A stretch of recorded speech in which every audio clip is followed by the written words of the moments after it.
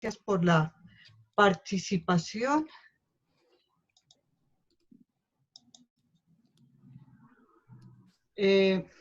Estamos organizando todas las...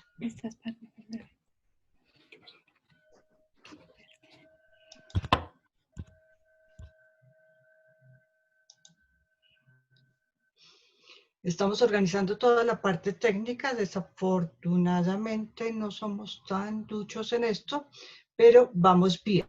Yolima me va a enviar la presentación y yo la voy a compartir desde esta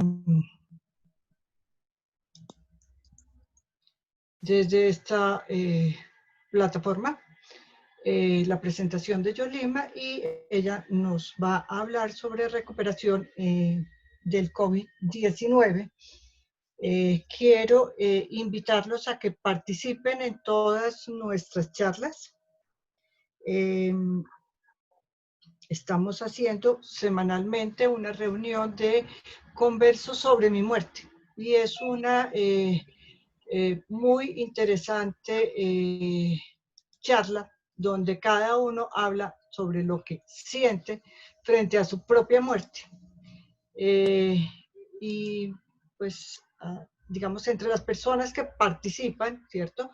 Cada uno habla de su experiencia al final de la vida y qué espera del final de su vida, y se comparte lo que sentimos, nuestras emociones, nuestros miedos. Súper interesante. Los invito a que puedan participar. Son los miércoles a las 10 de la mañana. Y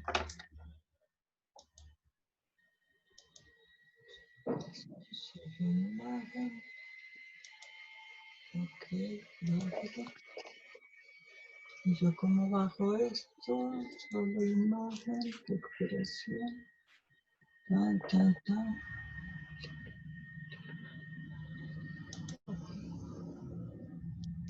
Aquí estoy bajando la presentación. Dice que es muy... no sé.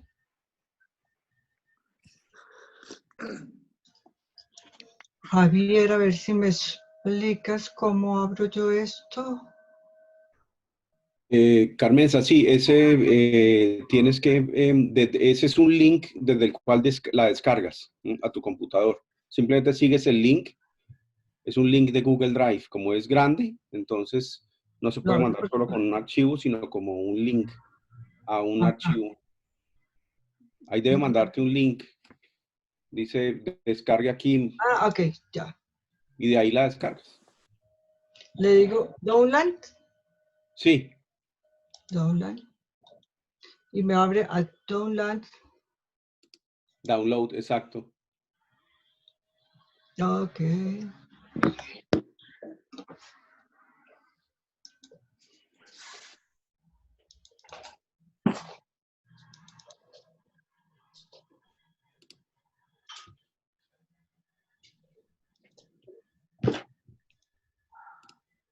Ya aquí está abriendo.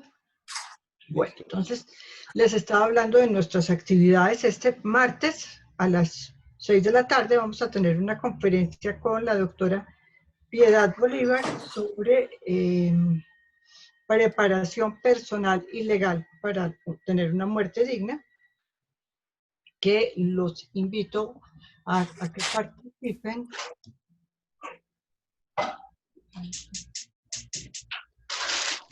Ahí va a comenzar el video y ya de ahí. Ella monta la charla, comparte su pantalla y tú vas hablando y ya pasa. Lo dice siguiente y ya lo pasa. Bueno. Ahí está. Cuando haya finalizado, está acabando de abrir. Está acabando de abrir. Y el jueves voy a dar una charla por Facebook Live sobre cómo hablar con mi familia para solicitar la eutanasia.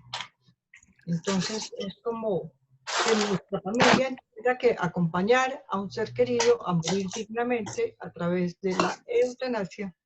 Es un acto de amor. absoluto.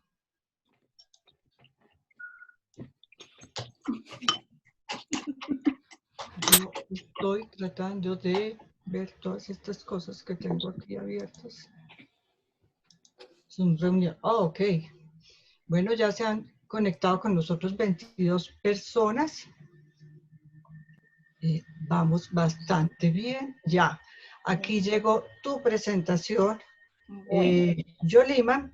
Entonces, yo ya puedo.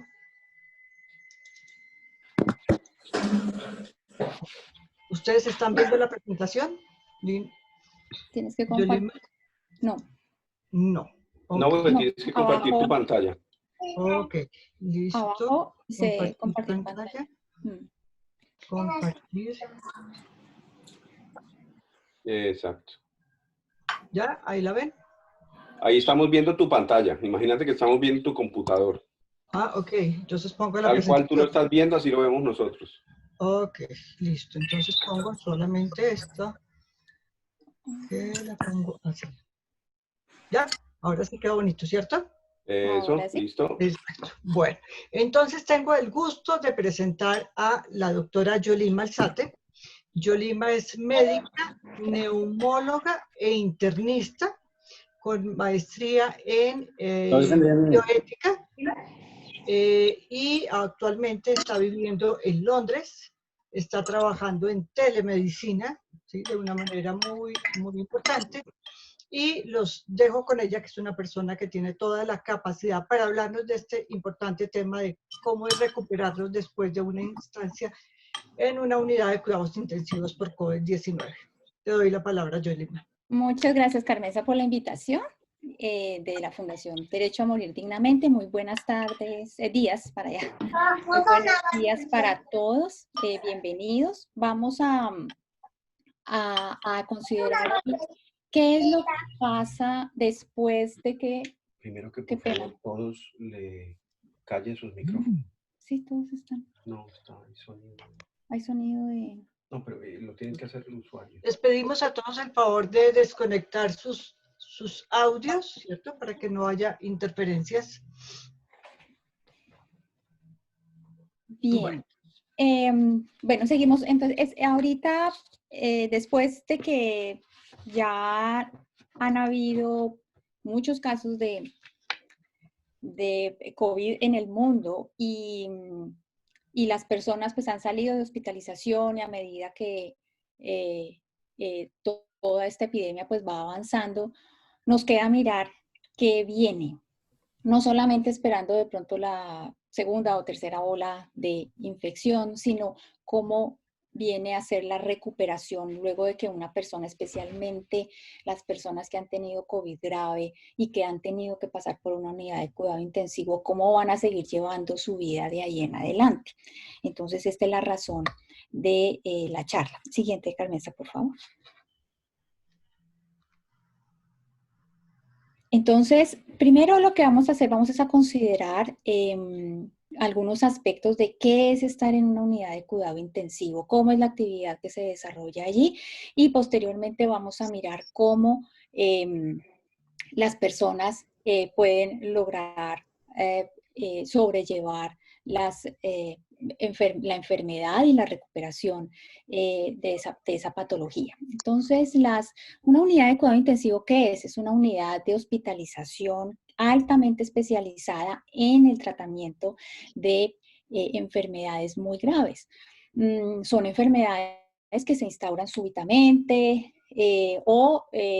porque la persona ha sido sana y de un momento a otro se enfermó por lo que sea, por ejemplo, como ahorita tenemos con el COVID, personas sanas que no tenían nada y de pronto resultan enfermas infectadas con este virus, o porque son personas que tienen enfermedades crónicas, vienen de antes y presentan agudizaciones de la enfermedad.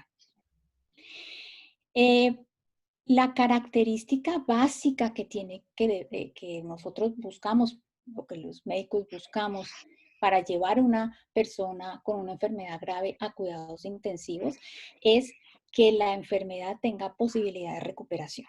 Es decir, si yo soy un paciente que tengo una enfermedad terminal, por ejemplo, que he tenido un cáncer, por decir algo, ya me han hecho todos los tratamientos posibles, ya sé que no tengo posibilidad de curación y estoy en una etapa de final de vida. Entonces, si yo me agravo en algún momento, pues llevarme a una unidad de cuidado intensivo no es la mejor opción. Para eso están las unidades de cuidado crónico, con el cuidado paliativo. Pasa la anterior, Carmenza, por favor, con el cuidado paliativo para que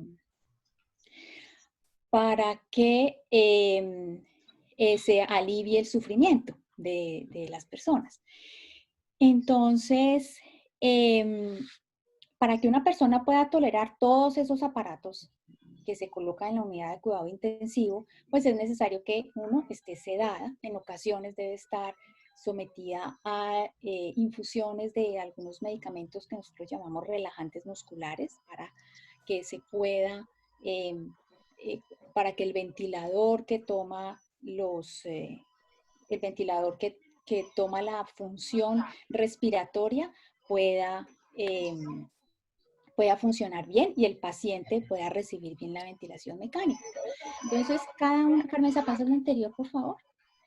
Cada una de esas máquinas que hay ahí, o bueno, déjala ahí, Iva. Cada una de esas máquinas que ustedes ven en la imagen de abajo de la derecha, entonces son máquinas que van a cumplir una función especial. Entonces es una máquina que actúa como ventilador, hay otra máquina que tiene un goteo de líquidos, otra que tiene un goteo de nutrición, otra que tiene... Carmen, se interrumpe eso, por favor. Interrumpe ese...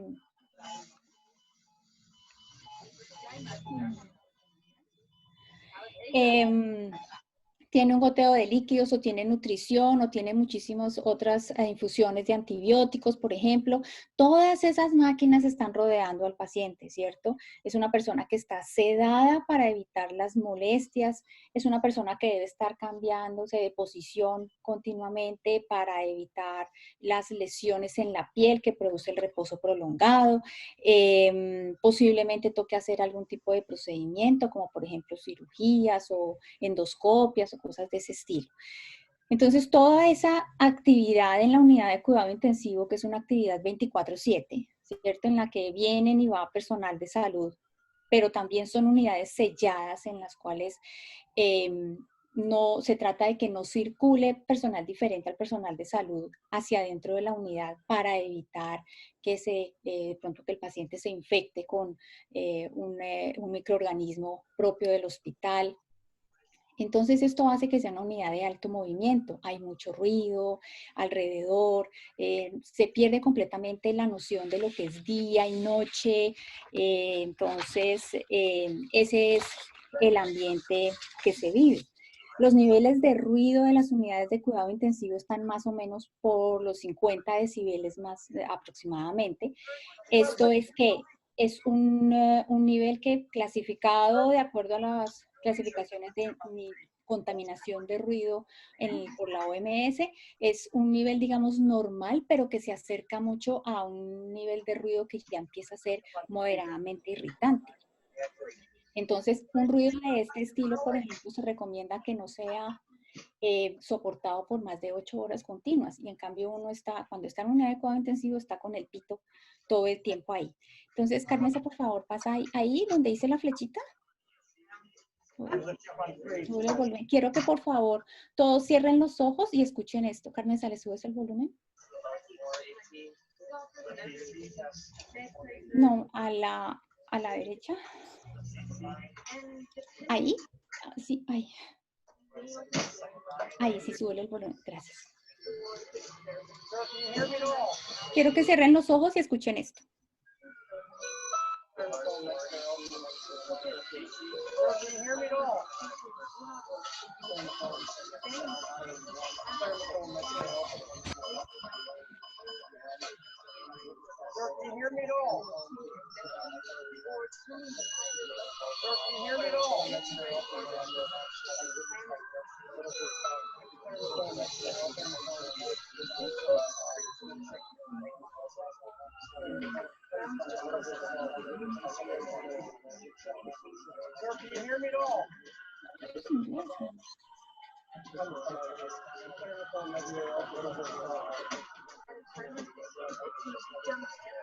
Bien, que pueden abrir los ojos. Bueno, desafortunadamente no es el efecto que yo buscaba, porque hay demasiado ruido.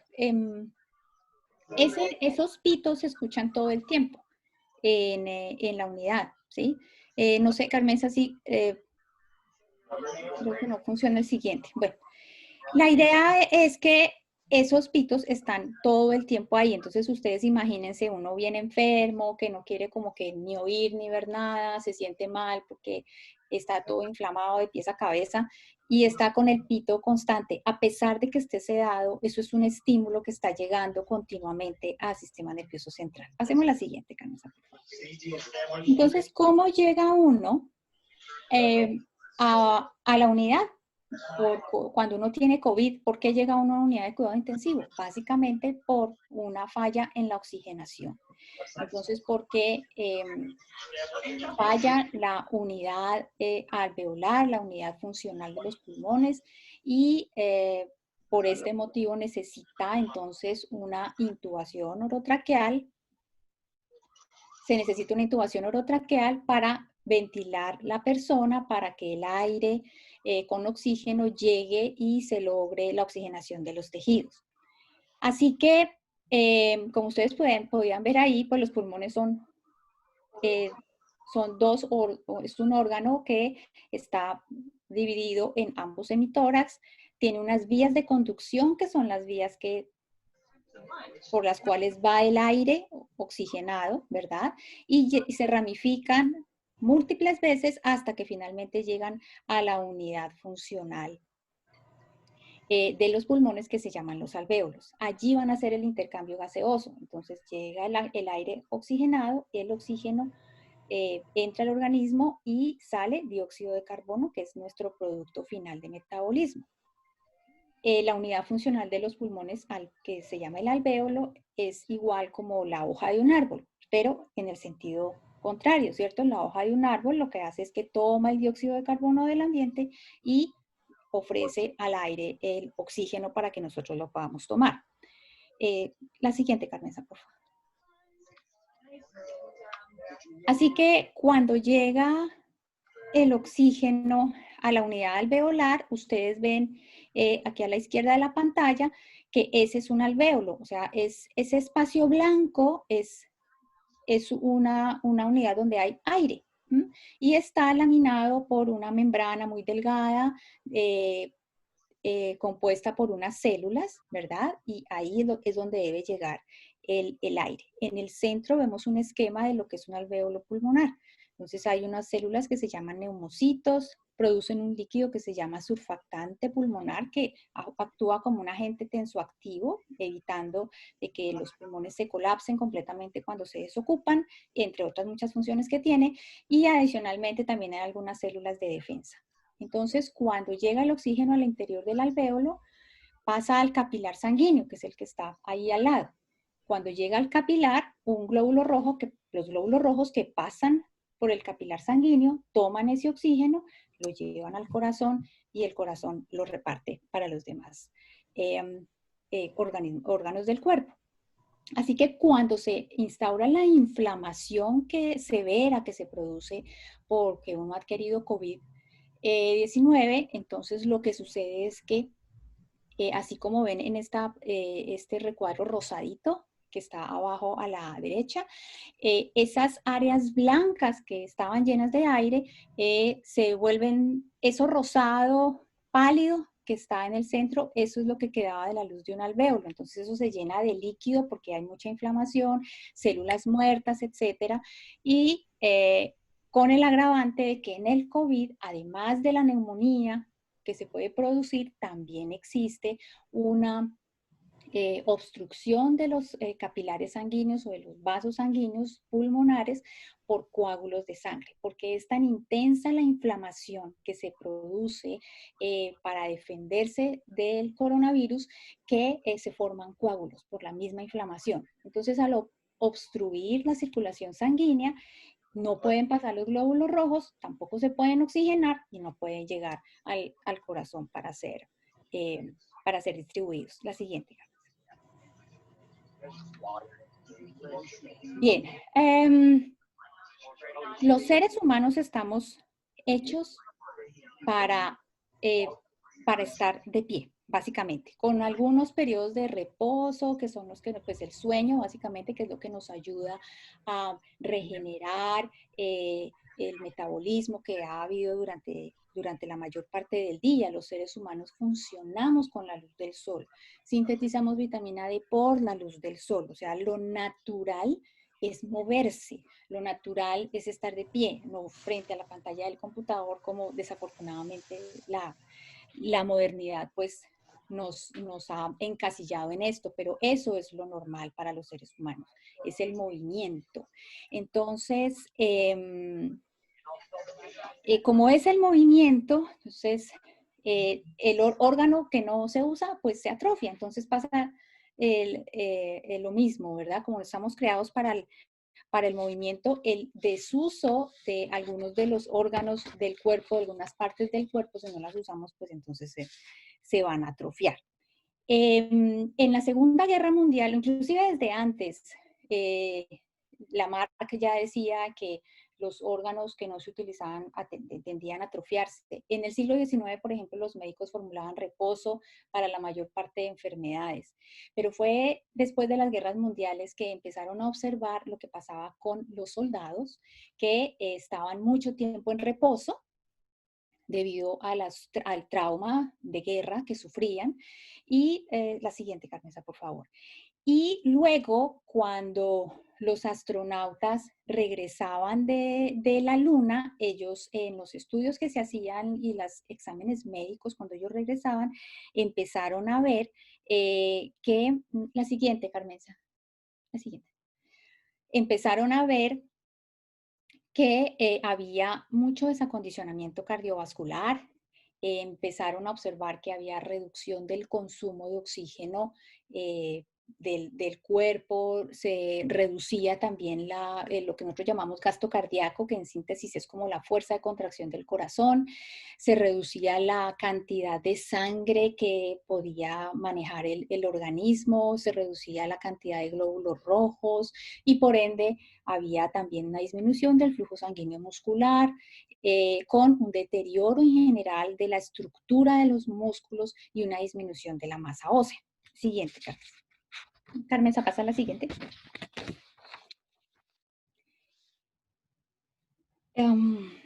Así que cuando ocurre todo ese desacondicionamiento, ¿verdad? Entonces, por el reposo prolongado, entonces, en una persona que está enferma, entonces se instaura lo que nosotros llamamos un síndrome postcuidado intensivo. De la persona que ha llegado a UCI después de estar más o menos, mínimo una persona está en UCI unos 3 días como por poquito.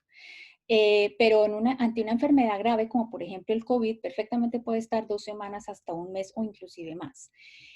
Este síndrome postcuidado intensivo se empezó a estudiar o se ha descrito mejor en personas que presentan sepsis. ¿Qué es la sepsis? La sepsis es una enfermedad que se produce porque la defensa que hacemos en contra a una infección bacteriana, por ejemplo, una neumonía por una bacteria o una infección urinaria o una infección de una herida, en fin, esa respuesta que monta el organismo es una respuesta exagerada. Se producen muchas sustancias inflamatorias en la sangre y eso pasa a la anterior, Carmenza, por favor. Carmenza, pasa a la anterior. Entonces, esto hace que las sustancias inflamatorias ataquen otros órganos. Son varios los órganos que resultan comprometidos y es pues prácticamente una tragedia. Entonces, la mayoría de pacientes que están con sepsis que llegan a unidad de cuidado intensivo generalmente son mayores de 65 años y es una enfermedad que tiene una mortalidad muy alta. El síndrome postcuidado intensivo, entonces, es una entidad que compromete la capacidad física, presenta una alteración cognitiva y presenta alteraciones mentales, trastornos de sueño y también no solamente la sufre el paciente, también la sufren los familiares. Entonces se habla de un síndrome post-cuidado intensivo en el paciente y también se habla de síndrome post-cuidado intensivo familiar. Pasa a la siguiente, por favor. La característica básica del síndrome post-cuidado intensivo es la debilidad adquirida de las 4 extremidades. Es una debilidad que dura semanas a meses. El esquema es para ilustrar que las señales que produce el cerebro a través de los nervios para que se pueda producir el movimiento, ¿cierto?, del músculo. Entonces, esas señales, como los nervios han estado inflamados por la tormenta del sistema inmunológico que ha ocurrido y por las cuales está el paciente en la UCI, entonces esos nervios no pueden conducir bien los impulsos. Entonces, desde el sistema nervioso central salen los impulsos para la contracción de los músculos, pero también si siguen inflamados los nervios, entonces de pronto las sensaciones o lo que uno quiere hacer tampoco es capaz de hacerlo porque el nervio no está conduciendo bien. Si a esto le unimos la atrofia que se produce en los músculos por el reposo prolongado, entonces todo esto nos va a causar esa debilidad adquirida de las 4 extremidades, brazos y piernas. Entonces puedo tener una causa porque solamente los nervios están afectados, que se llama polineuropatía, puede ser solamente porque los músculos resultaron afectados, miopatía, o puede ser una combinación de las dos. Siguiente, Carmenza, por favor. Aquí vemos, por ejemplo, esto es lo que ven a la izquierda, es un corte por resonancia magnética de una extremidad, ¿cierto? En el centro lo blanco es el hueso y alrededor, entonces arriba, se ve una sombra que es como gris. Ese es el músculo de una persona más o menos de 74 años, sedentaria, sin enfermedad. Es una persona de 74 años normal, pero que no hace ejercicio. Entonces, mire que tiene el músculo y alrededor es grasa. Abajo es una persona de 70 años, pero que es un atleta. Entonces, miren cómo todo eso gris es solo músculo. Entonces, no tiene, la grasita tiene lo mínimo y solamente tiene músculo. Miren la diferencia de músculo entre una persona que está haciendo ejercicio y una persona que no hace ejercicio.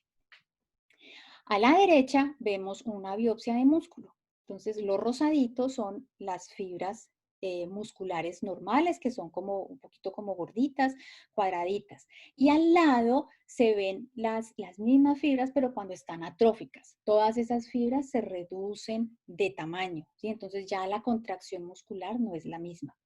Abajo vemos el ejemplo de qué es un hueso normal, el primero, y luego qué es un hueso osteoporótico. Entonces, lo mismo en los huesos también, después del reposo prolongado, ese hueso pierde células y también podemos tener osteoporosis. Siguiente, Carmesa, por favor. No solamente entonces el problema es con los músculos, ¿no? Porque, por ejemplo, la masa muscular, después de estar 10 días en reposo, una persona mayor después de 10 días de reposo, pierde toda la potencia aeróbica, pierde la fuerza, ¿sí? Uno puede perder más o menos entre 1.5 a 2% día de masa muscular después de 2 a 3 días de reposo. Luego de 3 meses de reposo, más o menos, uno perfectamente pudo haber perdido 18% de su masa muscular. Entonces, Esa masa muscular también se ve atrofiada, por ejemplo, en los músculos que están entre las costillas. Todos tenemos músculos entre las costillas y eso nos ayudan a respirar. Y el músculo diafragma, que es como un fuelle que nos ayuda a mover los pulmones, que los baja y que los sube, ese diafragma también resulta afectado por la atrofia muscular. Entonces, si a esos pulmones que están afectados en su estructura por el COVID o por las secuelas que ha dejado la inflamación o la infección o la sepsis, le sumamos de que no tenemos una buena fuerza muscular en nuestro tórax para que ale los pulmones, porque los pulmones no empujan el tórax, es el tórax el que abre, el que se abre para que los pulmones se puedan expandir. Si a eso le sumamos la debilidad muscular, pues nos vamos a presentar con dificultad para respirar. Y esta dificultad para respirar no es solamente de la falta de estructura pulmonar y de la falta de musculatura del tórax, sino que ha habido también un compromiso de la fuerza del corazón para contraerse. Eso también nos da ahogo. Entonces, tenemos 3 factores por los cuales una persona que ha pasado por cuidado intensivo o que ha pasado por hospitalización durante mucho tiempo puede tener ahogo cuando sale a la casa. Siguiente. Y adicionalmente, el síndrome post-cuidado intensivo nos compromete la cognición, ¿sí? Entonces hay una afectación cognitiva. ¿La cognición qué es? La cognición son todos esos procesos mentales que nos permiten llevar a cabo cualquier tarea. Entonces, es como la recepción de la información, la elaboración dentro del cerebro, transformación, almacenamiento, recuperación de esa información, o sea, la memoria. Entonces, eso tiene unas partes, esa esfera cognitiva, la memoria, la ejecución de las tareas, el lenguaje, la atención, saber dónde estoy en el espacio, ¿cierto? Cómo me muevo, hacia dónde me muevo. Todas esas funciones también se ven comprometidas después de que una persona ha estado en UCI. Una persona que está en UCI o que está hospitalizada mucho tiempo se desorienta y puede entrar fácilmente en lo que nosotros llamamos delirium o que también los neurólogos llaman encefalopatía aguda, por toda la acción de que falta oxigenación en la sangre, por los medicamentos, por la inflamación que produce en el organismo la enfermedad. Entonces es esa persona que de pronto venía como más o menos bien en el tratamiento, pero de un momento a otro se agita, empieza a gritar, no sabe dónde está confundida. No hay manera de que usted razone con esa persona ni que le diga tranquila, todo está bien. No, la persona no va a entender porque su cerebro, su corteza cerebral no es capaz de procesar la información, está completamente confundido. El cerebro está afectado por toda la enfermedad que la está quejando. Las personas que han tenido delirio en la hospitalización son personas que luego de la hospitalización fácilmente pueden entrar en un estado de demencia con el tiempo, con los años, o apenas salen de la hospitalización entran en un proceso de depresión. Igualmente, las personas que antes tenían de pronto algún grado de demencia, pero no se habían, la gente alrededor como que todavía no se había alcanzado a dar cuenta, o que también tenían algún tipo de enfermedad mental, como depresión, ansiedad u otro tipo de enfermedades mentales, fácilmente pueden hacer delirium durante la hospitalización. Siguiente.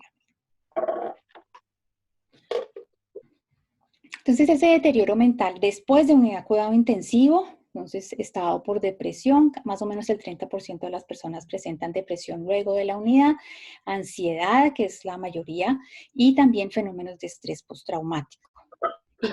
Hablábamos antes que puede también presentarse por las enfermedades preexistentes, pues pueden facilitar la aparición de todos estos deterioros mentales. El bajo nivel educativo también ha sido un factor de riesgo que se ha asociado a eso, y cuando la persona antes de la enfermedad ha tenido abuso de alcohol o abuso de drogas. Y obviamente este síndrome de cuidado intensivo, todo esto, ansiedad, depresión, estrés postraumático, también se pueden presentar en la familia.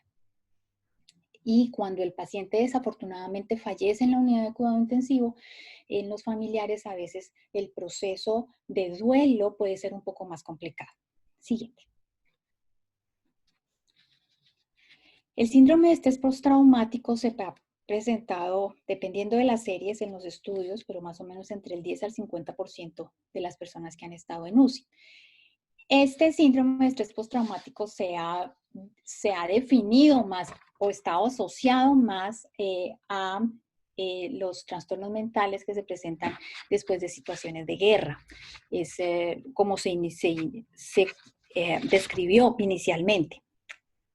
Pero este síndrome de estrés postraumático consiste en que uno recuerda algo, un episodio traumático del pasado, por ejemplo, en la guerra. Entonces, ese episodio traumático yo lo recuerdo y cuando yo lo recuerdo me produce el mismo miedo o peor del que me produjo en esa época. Entonces es como el vivir toda esa situación otra vez y se presenta una y otra vez y otra vez y eso es terriblemente incapacitante.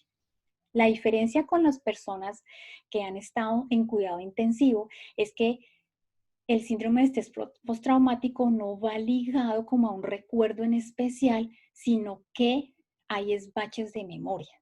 Entonces la persona se angustia, se siente mal, siente ansiedad, siente pánico, siente miedo, pero no sabe realmente qué es.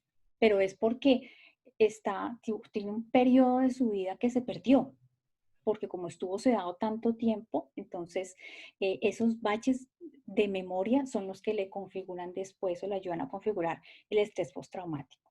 Eso unido también a algunas otras vivencias durante la unidad, ¿verdad? Pero los baches de memoria ahí son muy importantes. Siguiente. Los niños también les da.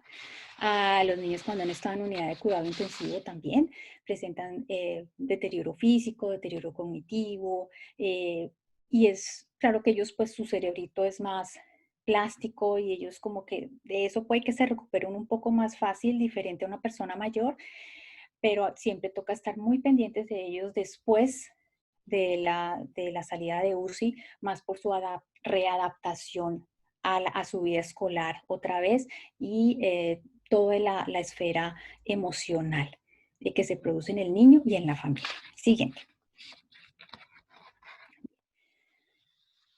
Y ahora entremos a mirar realmente cuáles son las secuelas de ese compromiso de los órganos en los sobrevivientes del COVID. Como es una enfermedad nueva y todavía pues nos hace falta mucho por saber, todavía hay muchas cosas que no conocemos y hemos estado aprendiendo sobre la marcha, nos aproximamos a lo que podría estar pasando de acuerdo con los reportes de lo que pasó en las personas que tuvieron SARS, que también fue por coronavirus, en el 2013. También era un síndrome de dificultad respiratoria aguda asociado a este coronavirus. El 40%, se ha visto que el 40% de las personas que tienen COVID-19 hasta el momento, la cifra que se tiene es 40% desarrollan SDRA. Ese SDRA es un síndrome de dificultad respiratoria aguda. Ese SDRA es el que se produce en personas que han tenido sepsis, por ejemplo, por neumonía, hacen SDRA. Las personas que tuvieron SARS, ellas también hacían SDRA. Entonces, es un compromiso pulmonar muy importante. ¿Y qué son las secuelas que deja el SDRA? Una especie de una enfermedad pulmonar fibrótica. No es igual que diagnóstico, no es el equivalente a fibrosis pulmonar idiopática, eso es diferente, pero lo que consiste es en que quedan como cicatrices en los pulmones, ¿sí? A veces irreversibles, a veces puede que con el tiempo mejore la situación, pero lo que se ha visto en pacientes con SARS es que muchas de la enfermedad pulmonar fibrótica que se genera es irreversible. Adicional al compromiso pulmonar, entonces están el compromiso por la enfermedad trombótica que se genera asociada al COVID-19.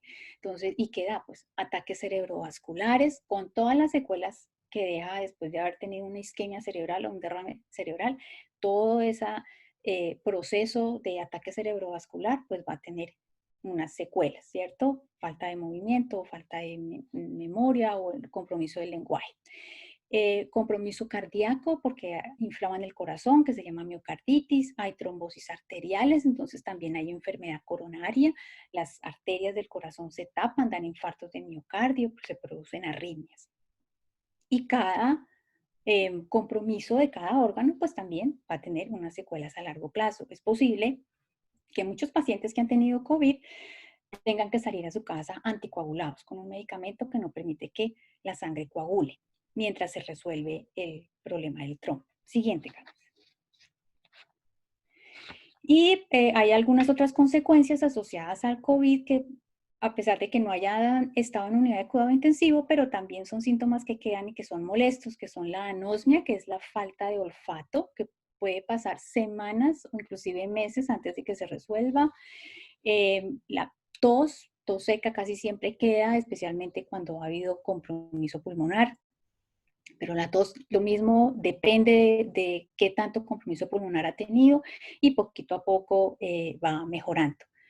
La disnea o el ahogo que ya vimos anteriormente a qué se debe, y quedan pues las desconocidas, como apenas estamos aprendiendo del COVID, no sabemos qué va a pasar después, no sabemos si haya complicaciones luego, directamente asociadas a la inflamación que hubo durante la etapa aguda, si hay recurrencias o no hay recurrencias, eso es algo que solamente el tiempo lo va a decir. Siguiente.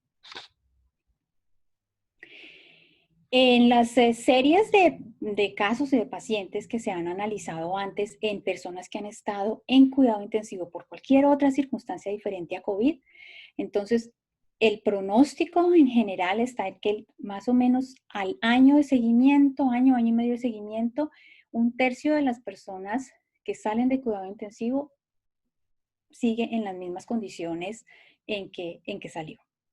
1/3 de las personas pueden volver a recuperar a la normalidad como estaban antes del episodio agudo y 1/3 de pronto pueden empeorar. Pero esto no puede ser motivo tampoco de desanimarse, porque igual son series que son grandes, pero como hay tantos factores involucrados, porque todo depende del grado de compromiso de cada órgano y de los antecedentes previos del paciente, entonces pues no a todo el mundo le va igual. Siguiente. Entonces, pero hay mucho que se puede hacer todavía, ¿verdad? Y básicamente el mensaje aquí de esta charla es que después de una estancia por cuidado intensivo, sea por COVID, o sea por lo que sea, lo más importante es empezar rehabilitación y empezar la rehabilitación tempranamente. Miren acá, por ejemplo, esta persona que está todavía con el tubo en la boca, inclusive, pues casi siempre se hacen traqueostomías, pero aquí en este caso todavía con el tubito en la boca y ahí le están reacondicionando, ¿verdad? Están haciéndole hacer ejercicios ya con el ventilador conectado y están fortaleciendo esa musculatura para que después al quitar el tubo sea para la persona más fácil respirar porque tiene una buena musculatura y no sea una extubación fallida. La rehabilitación, entonces idealmente se empieza en la hospitalización, en la unidad de cuidado intensivo, se sigue hasta cuando el paciente sale y sigue hasta cuando sigue en la casa del paciente, sigue en el consultorio del fisioterapeuta y sigue durante muchas semanas. La rehabilitación es un proceso que debe ser continuo, que no se puede interrumpir. Entonces, recuerden que uno ya al tercer día ya ha perdido casi el 2% de la masa muscular cuando está en reposo. Entonces, usted deja de hacer la rehabilitación y a la semana siguiente está otra vez abajo. Siguiente. Y obviamente todo lo que la persona pueda hacer de su parte, no solamente pues los fisioterapeutas que tienen que ajustarle su programa de ejercicios, sino que uno como paciente pues también tiene que poner muchísimo de su parte y tal vez mucho más, porque uno no puede salir a fumar. Si fumaba antes, pues no puede volverse a fumar uno solo, tiene que comer muy saludablemente, tiene que siempre estar con la esperanza de que va a salir adelante y empecinarse en que todos los días debe hacer sus ejercicios. Siguiente. Y con esto quiero mostrarles es que la rehabilitación cardíaca, pulmonar, el objetivo básico es romper el ciclo de ahogo. Entonces, si yo tengo dificultad Gracias, respiratoria, papito. Listo. si yo tengo dificultad respiratoria, va a haber inactividad física porque cualquier cosa me hace sentirme ahogada. Pasa la anterior. Sí. ¿Le pasa la anterior, Carmenza, por favor? Ok, papito. Esa inactividad física pasa al Ya me desacondicionamiento un beso, físico hasta que gracias. se convierte en discapacidad. Y la discapacidad, entonces, nos va a dar más dificultad respiratoria. Ese es el objetivo de la rehabilitación, romper ese círculo, ¿cierto? Mediante la actividad física, nuevamente nos reacondicionamos, dejamos de lado la discapacidad y nuestra dificultad respiratoria se va a resolver en determinado porcentaje, dependiendo obviamente también del compromiso estructural que haya en los pulmones o en el corazón. Siguiente. Siguiente, Carmenza. Y muy importante, la rehabilitación emocional. También las emociones hay que hacerles rehabilitación. Entonces, es posible que toque buscar ayuda con psicología o con psiquiatría. A veces es necesario tomar algún tipo de medicamentos farmacológicos. Hay que volver a retomar los ciclos de sueño, que es muy difícil al principio, después de que uno estuvo dormido la mayor parte del tiempo y luego volver a retomar ese ciclo circadiano del dormir no es sencillo, pero a eso tiene que aplicar también mediante el sueño, el buen sueño y los buenos hábitos de sueño, también podemos tener un mejor control sobre nuestras emociones. Siguiente. Y la rehabilitación osteomuscular, para volver a retomar todo ese control gravitatorio que ejercen los músculos sobre la postura y que eso también tiene que ver con la condición cardiovascular. Entonces, esta es siguiente. Y quiero finalmente dejarlos con un mensaje. Pues esta pandemia es y ha sido una prueba muy dura para todos, más dura para unos que para otros. No perdamos la esperanza de que siempre van a venir tiempos mejores, de que después de toda tempestad viene la calma y de que de toda prueba siempre queda un aprendizaje. Muchísimas gracias por su atención. No sé si hayan preguntas.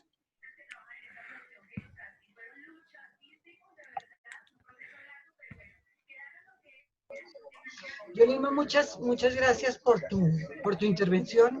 Muy interesante como conocer a profundidad todo lo que acontece con esta enfermedad, todas las consecuencias que produce, ¿cierto? Todo lo que produce. Yo quisiera preguntarte, ¿y qué pasa si no aceptamos ir a cuidado intensivo? ¿Qué pasa si nos da el COVID y decidimos no ir a cuidado intensivo? Hay algo que es muy importante y es que yo creo que con todo el desarrollo de algo que debemos aprender todos, yo creo, del desarrollo de toda esta pandemia, es que uno sí debe tener un plan para un tipo de situación de esas. Es decir, una enfermedad que llega y que tiene el potencial de matarme, yo debo estar en la posición de decir con anticipación, porque es que esta enfermedad a usted lo deja de que un día está bien y al otro día ya está intubado y ya no puede decir nada. Debe entonces uno tener algo arreglado con anterioridad. Para eso, por ejemplo, son los documentos de voluntad anticipada. Yo creo que eso es algo que debemos siempre tener presente. Yo tengo mi documento de voluntad anticipada, de que yo digo, no, a mí por nada del mundo, a mí me llevan a una UCI bajo ninguna circunstancia. Con un documento de esos, perfectamente no va a haber ningún problema. Si yo no quiero estar en una unidad de cuidado intensivo, a mí nadie me va a obligar, ¿sí? Es muy diferente que sea una situación de emergencia, que me cogió un carro y pues me llevan al hospital y me tienen que llevar a UCI, pero es que eso es una cosa completamente fortuita. Pero si yo soy una persona que soy diabética y encima de todo estoy en diálisis y tengo las miles otras de enfermedades y sé que posiblemente mis posibilidades de sobrevivir a una unidad de cuidado intensivo son muy bajas, pues yo podría decir, no, yo no quiero pasar por UCI. O yo también puedo decir, no, no me interesa, yo quiero que se haga todo lo posible para salvar mi vida. Ahora, siempre que uno llega a una situación de decisiones de final de vida, que eso es lo que estamos hablando ahora, decisiones de final de vida, pues entonces siempre hay una opción, ¿verdad? Pues si yo no quiero estar a UCI, entonces, ¿qué pasa? Ah, bueno, para eso está el grupo de cuidado paliativo, ¿verdad? Que procura que toda mis días de final de vida sean sin sufrimiento, que sean lo más confortables posibles y que yo pueda tener una muerte más digna. Pero es muy importante que tengamos documentos de voluntad anticipada siempre firmados. Y en un servicio médico de urgencias allá en Inglaterra, están atendiendo la solicitud de la persona de no me hospitalice, no me entube, cédeme si es necesario. Acá la ley es algo diferente, pero estos son conversaciones que se tienen con los pacientes desde mucho antes. Es decir, el médico general a cargo de acá funcionarios generales están a cargo de una comunidad en particular. Entonces, pacientes que ellos tienen, si ellos ven que hay una situación en la que la persona pueda llegar a una unidad de cuidado intensivo y de pronto no se pueda beneficiar mucho de una unidad de cuidado intensivo, se ha tenido la conversación con esta persona desde mucho antes. Y son varias conversaciones las que se tienen. Sí, de alguna manera firman algo, pero tal vez es en algo diferente de cómo funcionamos en Colombia. Nosotros somos un poco más autónomos en Colombia. ¿Sí? Ah, qué bueno. Eso es un avance grande y una cosa muy importante. Vamos a escuchar preguntas de los participantes. Entonces le doy la palabra.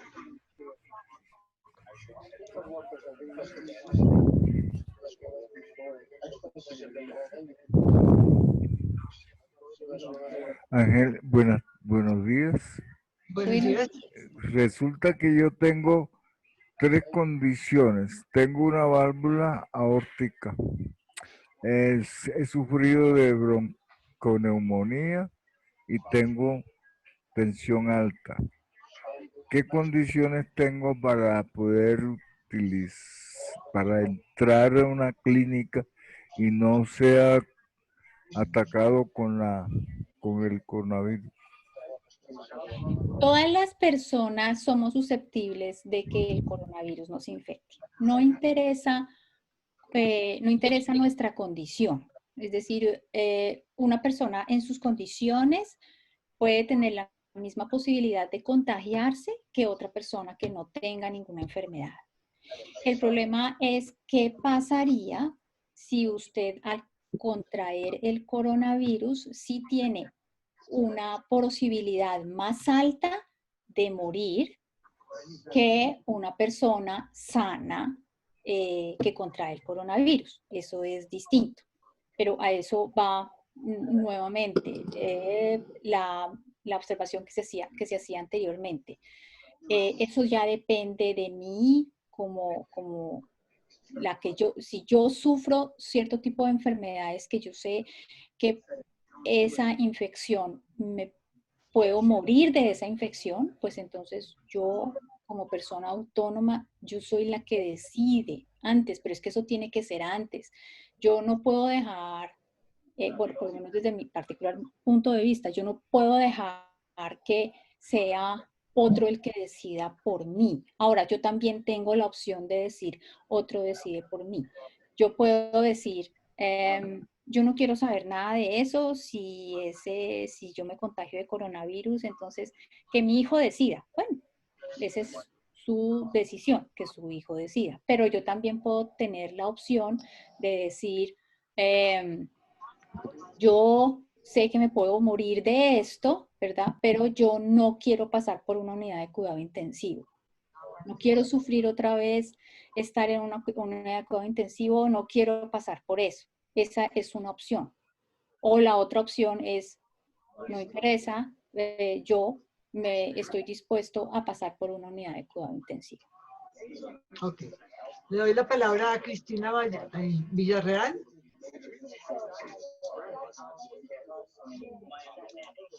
Gracias, Carmenza. Doctora Alzate, pues muchas gracias por su muy interesante presentación. Yo tengo 3 preguntas. Una tiene que ver con estos 3 factores que usted mencionó, como que hacen más difícil la recuperación después de pasar por una UCI. Usted habló de las enfermedades preexistentes, del bajo nivel educativo y del abuso de alcohol. Sí. ¿La edad en sí misma es uno de esos factores o es la edad relacionada con las enfermedades preexistentes? Por un lado, esa es una pregunta. La otra es, me gustaría entender un poquito más cómo es lo del bajo nivel educativo, si eso está más bien relacionado con factores de vulnerabilidad, de pobreza, de falta de acceso a recursos, o es solo el nivel educativo en sí mismo. Y en tercer lugar, quería preguntarle respecto a esa decisión que uno puede tomar de que no lo lleven a una unidad de cuidado intensivo si llega a tener la enfermedad, si también es posible decir, usted decía, normalmente una unidad de cuidado intensivo, una persona que entra a una UCI pues no dura menos de 3 días. 3 días es lo mínimo si le va muy bien, pero normalmente pasan 2 semanas y pueden pasar hasta un mes. Es posible que uno diga también, por ejemplo, yo no quiero estar más de 1 semana o no quiero estar más de 2 semanas o algo así. Ya. Gracias. Bien. Bueno, Cristina, con mucho gusto. Entonces, en cuanto a la primera pregunta, la edad. No, o sea, lo que pasa es que con la edad vienen condiciones preexistentes. Entonces, si yo tengo de pronto 80 años, es posible que las personas de 80 años ya tengan antecedentes por ejemplo, de hipertensión arterial o enfermedad coronaria o así, o lo mismo que de pronto es más posible que una persona de 80 años tenga demencia que una persona más joven, ¿verdad? Entonces, la edad per se no pareciera ser que, o por lo menos no estaba descrita en los estudios como un factor directo de riesgo para desarrollar delirium. Ahora, como el delirium es una enfermedad que es del cerebro, o sea, se produce en el cerebro y se produce porque o sea, el delirio da como atrofia cortical. Las personas de edad tienen a veces un poquito, la corteza también está un poquito más reducida. Entonces es posible que una persona de edad con facilidad pueda presentar delirium, pero no está descrito como factor directo como tal. Por eso yo coloqué las preexistencias y especialmente y el alcohol y las enfermedades mentales preexistentes, ¿no? Es más por ese lado, que pueden facilitar la aparición de delirio. Pero como el delirium es una entidad que es multifactorial, entonces es muy variable en quién se presenta. Porque depende de la enfermedad que esté sufriendo en ese momento. Los pacientes que están con sepsis, por ejemplo, la mayoría de esos pacientes pues son personas mayores, entonces, y a ellos pues también les da delirio, con más facilidad. En cuanto a lo del bajo nivel educativo, es también por el desarrollo de la corteza cerebral. Cuando yo tengo un nivel educativo mucho más alto, yo he creado más conexiones en mi cerebro. Yo tengo más recursos para poder elaborar información y para poder recuperar información. Entonces es más por el lado que se refiere lo del bajo nivel educativo. También sabemos que pues sí, el bajo nivel educativo va ligado a cierto tipo de condiciones socioeconómicas y esas condiciones socioeconómicas están atadas a un montón de condiciones nutricionales, ¿verdad? Y de atención y de desarrollo de enfermedades crónicas a largo plazo. Y su tercera pregunta de que si yo una semana sí y otra semana no, tal vez eso no es posible. Una vez yo he ingresado a una unidad de cuidado intensivo, yo ahí ya no soy una persona autónoma. Yo ahí ya no puedo decidir. Yo estoy intubada, sedada, e inclusive así me reduzcan la dosis de sedación. Yo una vez estoy sedada, ya no tengo mis 5 sentidos para poder decidir. Entonces ahí ya no puedo ni siquiera decir, no, ya, yo me quiero ir. Sí, claro, yo me quiero ir, pero es que ir es ¿a dónde? Si yo me quiero ir, muy seguramente si le quitan el tubo, pues va a entrar en falla respiratoria y otra vez va a tocar intubarla. Entonces, no, esa posibilidad, tal vez no. De pronto, si no está intubada y hay, son otras condiciones, eventualmente, pues, si uno está en sus 5 sentidos y todo uno puede decir, no, yo me voy de acá, bueno, pues eso es mi responsabilidad.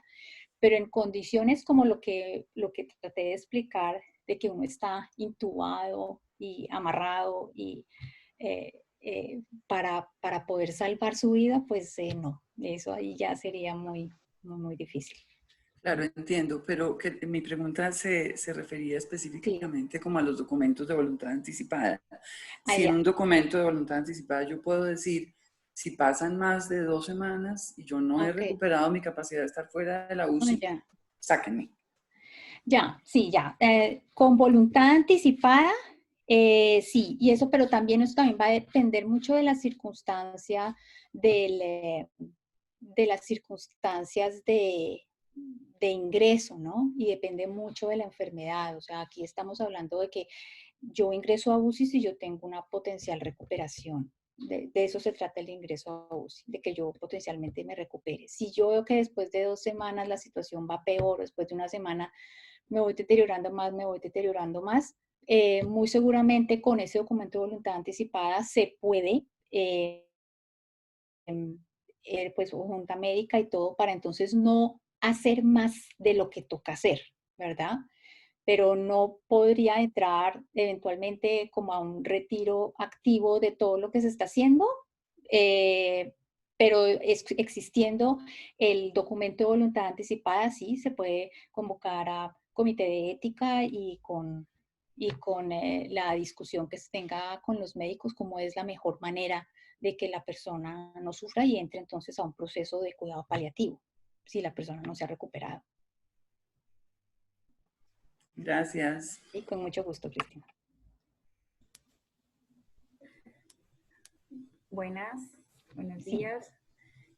Doctora, tenía algunas inquietudes. Primero, quería saber si las personas deberían recibir una orientación previa para poder establecer ese documento de voluntad anticipada.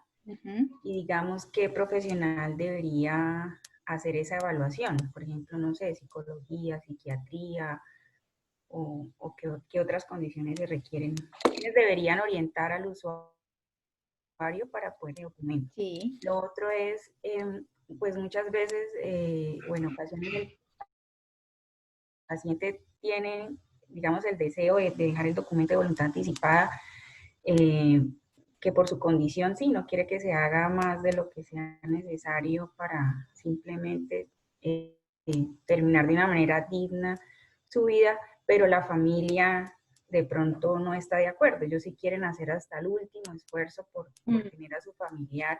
Entonces, por ejemplo, en ese caso, ¿cómo se garantiza o en dónde se supone que debe reposar ese documento de manera que verdaderamente se dé cumplimiento a la voluntad del paciente? Y no de pronto la familia que aún sabiendo que él no lo desea, pues ellos sí desean hacer el mejor esfuerzo y pues uno entiende, ¿no?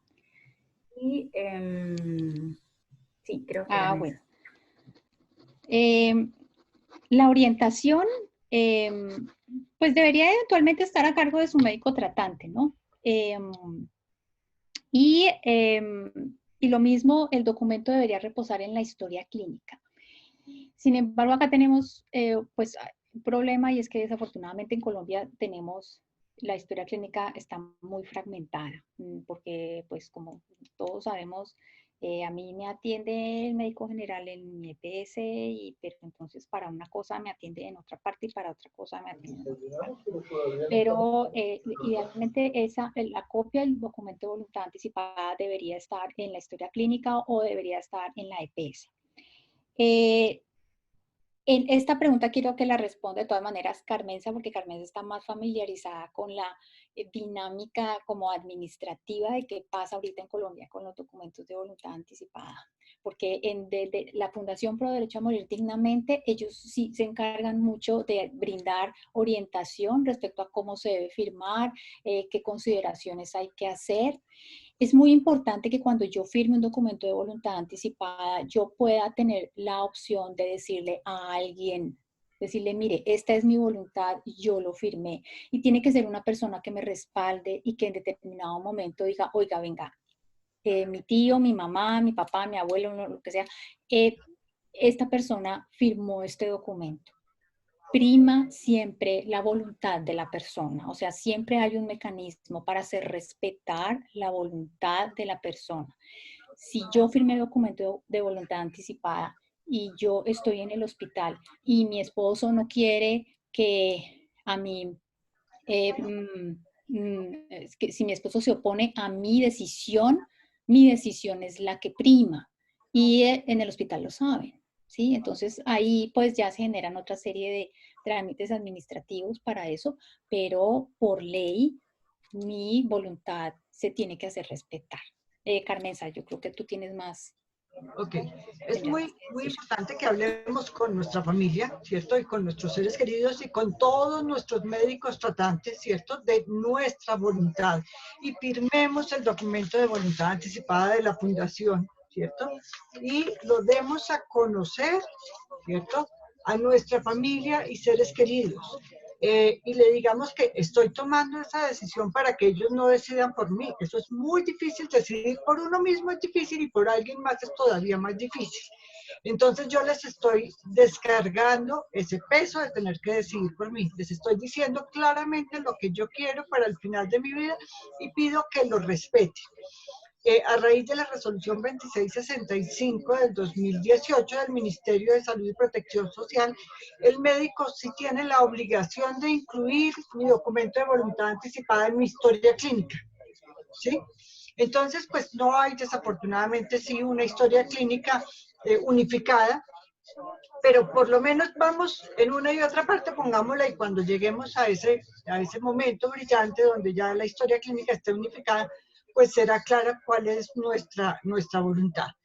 Entonces es muy importante hablar con la familia y decirle, puede que para usted quiera otra cosa, pero lo que yo quiero para mí es esto, es tener una muerte digna, es que si me da el COVID de una manera dramática, ¿cierto? Pues no, me dejan en mi casita y me cedan y le piden a los médicos que me ceden, porque eso es lo que yo he expresado en los documentos de la Fundación Pro Derecho a Morir Dignamente. Le voy a dar la palabra a Claudia Díaz, que tiene otra pregunta. ¿Puedes hablar, Claudia? Muchas gracias, Yolima, encantada de verte y saludarte. ¿Cómo estás?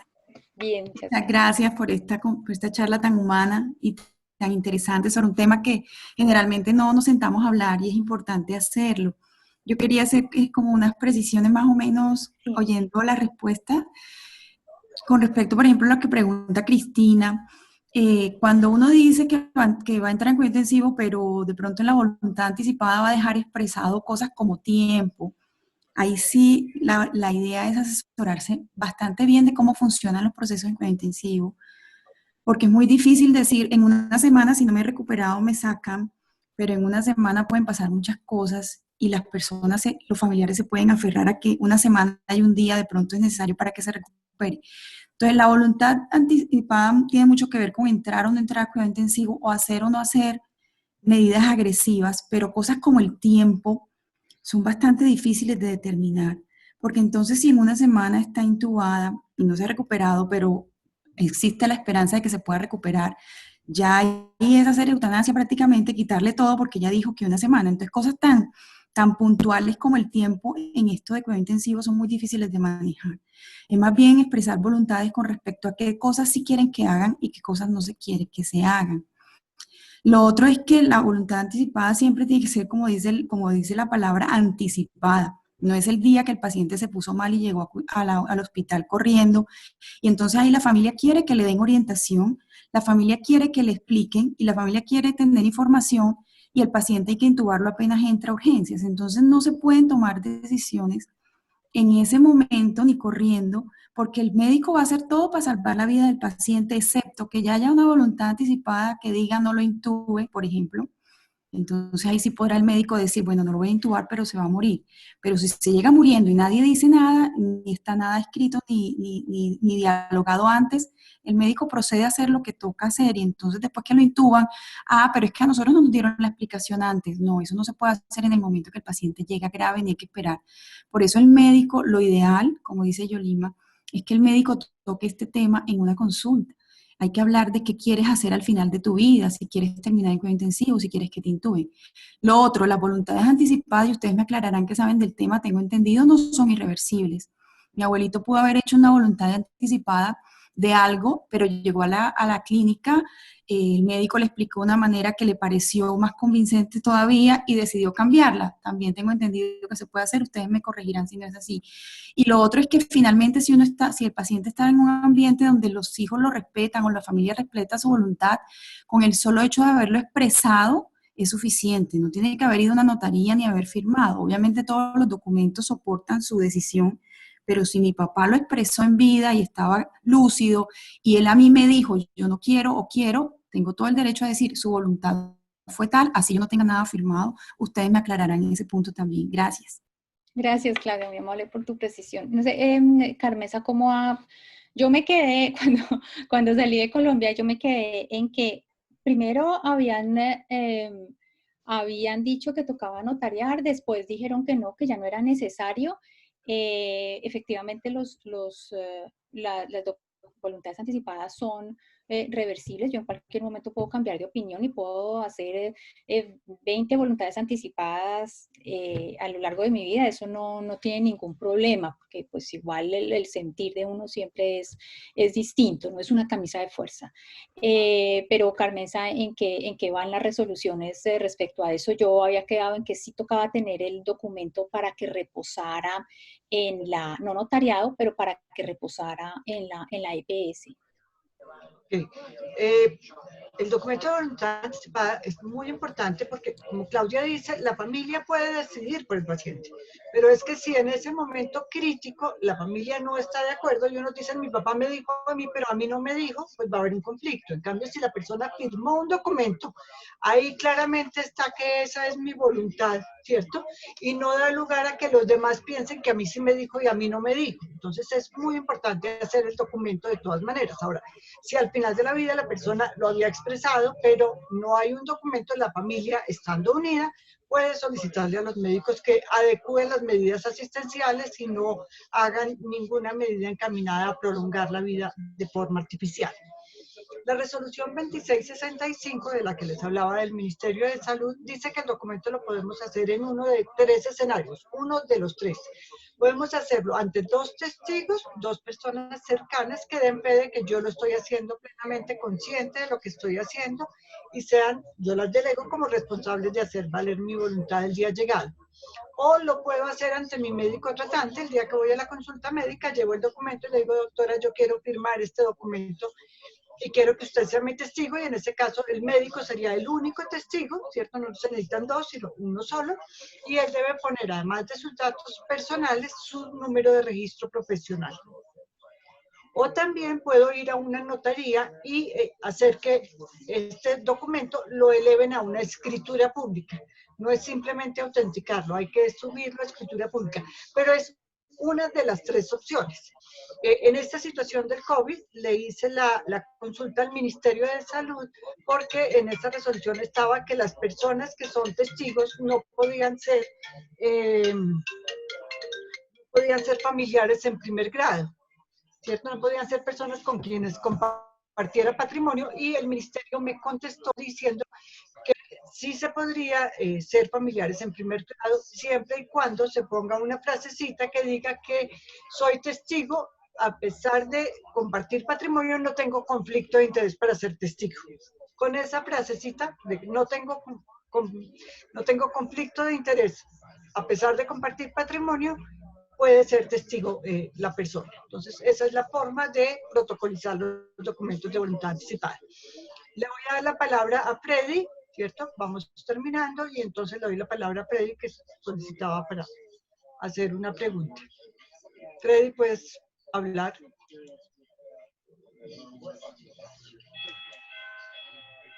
Freddy Valderrama. No habla. Bueno, yo no encuentro... Hola, doctora. Hola, Freddy. ¿Qué tal? Un gusto. ¿Qué tal, doctora? Me alegra saludarla. Excelente presentación. Gracias. Doctora, quería hacerle una pregunta. A ver, ¿usted qué considera con respecto a esto? Como sabe, antes las unidades de cuidado intensivo, un paciente al entrar a cuidado intensivo ya tenía restringidas el contacto familiar y solo se limitaba a ciertas horas que teníamos en la mañana y en la tarde. Sí. Ahora con este tema de la COVID ha hecho que definitivamente el paciente tenga totalmente limitado el contacto familiar. ¿Cree que esto pueda tener un impacto primero en la recuperación del paciente, en las ganas que tiene como de salir? Pues usted sabe que al final esto ayuda mucho, el contacto familiar da bastante fuerza para poder sobrellevar la patología. ¿Cómo afecta esto, digamos que cognitivamente, emocionalmente al paciente después de la recuperación en UCI? ¿Cómo afecta esto para seguir adelante en su vida? Sí, Freddy, una excelente pregunta. Definitivamente, o sea, yo creo que esta situación del COVID nos ha puesto, pues al personal de salud, nos ha puesto en una situación muy complicada. El personal de salud que estaba trabajando en una UCI perfectamente sabe lo importante, o sea, ellos son los más conscientes inclusive y saben lo importante que es el contacto físico, saben lo importante que es estarle hablando al paciente, de tomarle una mano, de decirle que todo está bien. Cuando uno entra en una unidad de cuidado intensivo, las enfermeras siempre procuran decirle a la familia, tráigale fotos, tráigale los dibujos de los nietos, cosas de ese estilo para que el paciente se sienta menos solo. Esta pandemia del COVID, con todo lo que implica del aislamiento por todas partes, definitivamente va a tener un impacto muy importante, o ya lo está teniendo, en la salud mental de todos, de absolutamente todos, tanto de los que están afuera de las UCIs como el personal médico, como los pacientes que han tenido un COVID grave. Entonces, el reto grande que se viene ahora es cómo hacer para atender todas las necesidades de salud mental de toda la población. Esto, más aún de que, por lo menos, por ejemplo, en Colombia y en muchas partes del mundo, la gran mayoría de personas tienen un antecedente de enfermedad mental previa, llámese depresión o ansiedad, por la situación política que vive el país. Y si a eso le sumamos todo este problema de aislamiento, y si más encima yo estoy sedada 15, 20 días en una UCI, me despierto y no he tenido contacto con nadie, el único estímulo ha sido el pito continuo de las bombas de infusión. Y cuando salgo estoy completamente desorientada.